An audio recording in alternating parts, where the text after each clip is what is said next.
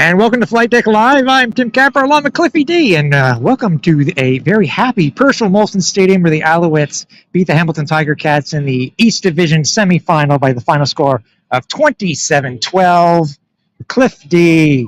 How are you, buddy? What a game. What a game. What an absolute performance. I mean, the first half, I have to say, was a little bit middling at times. It felt like neither team really wanted to win, but the second half... It felt like a playoff game. The first half felt like a playoff game where, as you said, nobody wanted to do anything. Yeah, nobody wanted to make a mistake, and I think that led to very trepidatious football to start. But when the second half got underway, that's when things really, really took off for the Montreal Alouettes. Yeah, that's true. And obviously going into this game, we did find out late this week that it wasn't going to be Bo Levi Mitchell who would be starting, but it'd be Matt Schiltz who would be starting. And you know what? Considering how Schiltz has done versus the Alouettes in the past, here, Cliff, it really didn't made much of a difference who started for the Tiger-Cats this week because the defense, once again, just reared their heads. Yeah, big time. And, we've got nothing but love for Matthew Schiltz. He's always going to be our guy. But, wow, I mean, Montreal just simply dominated him. They gave him fits. And what was really surprising was it was only towards the end in the fourth quarter where they decided to go with Bo Levi Mitchell. That was their prize acquisition. That was the guy that was supposed to lead them to the promised land. And you wait until then to bring him into the match? Like, that's baffling to me. Like, I mean, if there's a good explanation, I'd love to hear it, but I just can't believe Bo Levi Mitchell, the guy that was supposed to be the savior for the Hamilton Tiger-Cats, the guy who was going to lead them to playing at Tim Hortons Field later this November. You only bring him in towards the end, and by that point, the Alouettes had pretty much put this game on ice. Yeah, it's true. No, again, we'll have to go. Actually, ourselves, we'll have to go and watch the Tiger-Cats post-game scrum and see exactly what was said. But when it was necessary for the Owls to step up this week, they actually did. Defense-wise, obviously, offensive-wise, I mean, we had guys who were contributing this week, Cliff, versus the Tiger-Cats that really we have not said their name at all this year. Very little. Jake Hardy. Today, like, you want to talk about a redemption story? This is a guy that had suffered injury after injury before the pandemic, and a lot of people were wondering, like, if this guy was ever going to play football again. Signs with Montreal, as he was supposed to do several years ago. Better late than never. Comes in. He's been a very quiet contributor, mostly on special teams, not really doing a whole lot of outstanding stuff, but today, he played a grown man's game. He was absolutely sensational. He was. I mean, again, we were talking about it with other supporters today. It just Hardy himself. I mean, 3 targets, 3 receptions, 31 yards, and a tutty. Yeah. Outstanding. Like, there's really nothing more you can say about that. Cody Fajardo too did a great job as usual. Spreading the ball to his receivers, had a couple of really nice runs. It wasn't like, what the hell. We keep talking about this when it comes to Cody Fajardo. Yeah. Did he lead? I'm going to check right now, but keep talking about Cody because I mean, did he lead the team in rushing? No, came close though. No doubt, which is normally very troubling when your starting quarterback is the leader in rushes for your team. Usually that's a big problem, but somehow with Cody, it wasn't a matter of the happy feet. It was just a matter of he saw the opportunity and he hit the hole, and actually, just simply incredible. Like that was the thing. Like, this was a game that he absolutely had to have. And I could just imagine everybody in Saskatchewan, everybody who was blaming Jason Moss and Cody Fajardo last year for their woes, they had to take a look at this game today and be like, damn, we effed up. Yeah. We effed up big time. We've been talking all year about how Cody Fajardo has been consistently consistent Cody, and that's what he was today. I mean, 15 to 23, 212 yards, 2 touchdowns, 1 pick. It's, the 1 pick.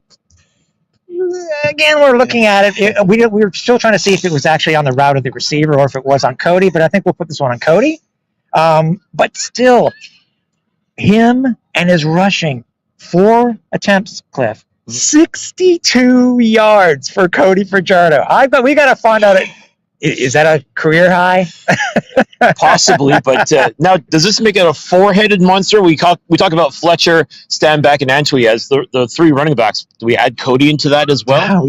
Yeah, we actually might have to. Obviously, we're going to go over this a lot more in depth on the podcast this week as the Alouettes get ready for the Toronto Argonauts as they travel to BMO Field for the East Final on Saturday. What else can we say about this game is that it's hard to believe, Cliff, that not only did the defense stand up, I think it was 6 sacks total on the day. I'm double checking that right now. It was 5 sacks total on the day. Sean Lemon with 2 massive sacks. Yep. We had interception by Stanky. We had Mustafa with a batted ball that caused the interception. Yep. But also, one stat that really stands out, which I don't know if a lot of people were really looking at, is that up until that last scrum with less than a minute left, the Owls had not committed a single penalty. Yeah. A single penalty. This is the team that we, at the beginning of the year, were lamenting what is going on when it comes to the penalties. That's true. That was a big thing with Noel Thorpe's defense, was the fact that, no discipline. That was the big knock on him last year. And a lot of people were concerned it was going to carry on to this year. But, my God, he talk about doing a 180. Like this game today proved beyond a shadow of a doubt that he was definitely the right man for this job to be able to lead this team defensively. And, credit to the Alouettes for staying disciplined for the most part until that little melee towards the end, which we'll also discuss at length because, man, it was... There may be some repercussions coming up for the Owls this week for sure. It was not pretty. And, as you say, there's a good chance some players may not be making the trip to BMO Field next Saturday, I should say. Yeah. Let's look at this here. For the Alouettes wide receivers, the leading wide receiver actually was the need for Sneed. 2 receptions, 50 yards. Austin Mack, 46.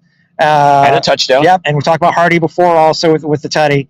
But, man, everybody just stepped up. A couple of drops early on by Austin Mack, but ended up just making them look like fools after that. Yeah, in fact, we actually found out there's a little bit of trash talk going on towards Mac, and he just shut everybody up. And you love to see it. That's really what it comes down to, is being able to redeem yourself. You're right. He had a couple of drops that didn't look all that great, but once he turned it on, he just went into a different mode altogether. And that's how playoff games are won. That's when you see the stars shine. And without question, Austin Mack is 100% a superstar on this team. Yeah, and also one of the things that we learned during it was one of our issues that we had about the past couple of weeks, but we found out during the CFL's post-game scrum, post-practice scrum, is that David Cote came here to Percival Molson and was practicing.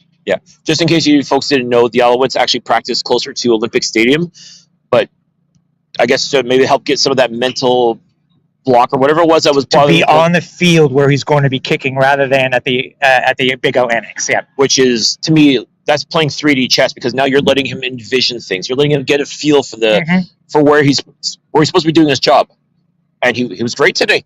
He did a really solid job kicking field goals today. There was a question at the beginning on his first attempt when it would have been just under 50 yards. Cliff and I looked at each other. We weren't sure what was happening. But, as Jason Moss has said, he has all the confidence in David Cote. And by all means, after today, he was perfect on the day. So, yep. I mean, sometimes it really is just a matter of, clearing your head and seeing things from a different perspective. And I think that's really what it came down to for David Cote. So, credit to him, credit to Jason Moss for recognizing that and letting him work out whatever it was. And now the Alouettes are going to be moving forward. That's right. So obviously, again, we're going to be talking about this more on the podcast this Wednesday.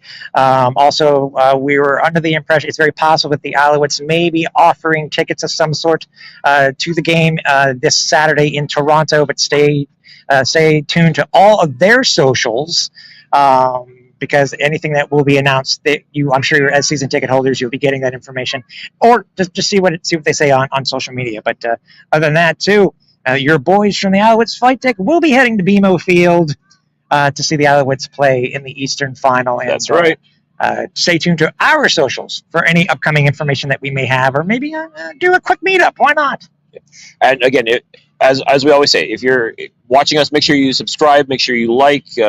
However you're following the Flightdeck Live, make sure you check us out, interact with us as well. Let us know what we're doing right, what we're doing wrong. And, man, I tell you, this is an exciting time, Tim. I mean, it's a little sad because this is actually the last game that's going to be played in 2023 here at Percival Molson Stadium. But when you think about going for the greater good, knowing that the Alouettes will be moving on to the Eastern Final. That's exciting.